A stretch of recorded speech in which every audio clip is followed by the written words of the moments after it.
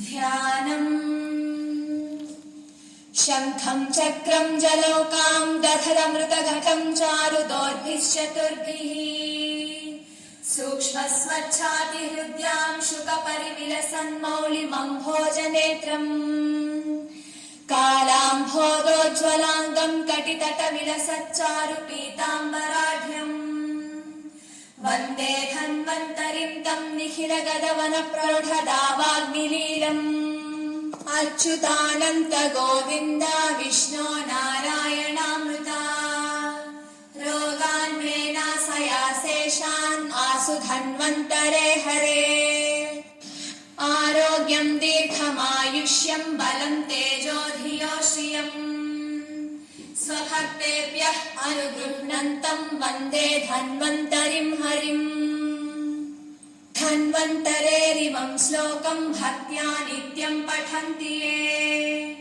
अनारोग्यं न तेषां स्यात् सुखं जीवन्ति ते चिरम्।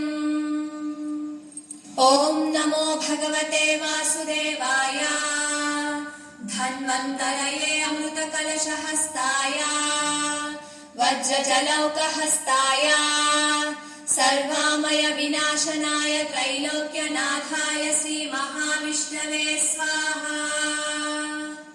ॐ वासुदेवाय विद्महे सुधाहस्ताय धीमहि तन्नो धन्वन्तरिः प्रचोदयात्। श्रीधन्वन्तरी मन्त्रम्। ॐ धं धन्वन्तरये नमः।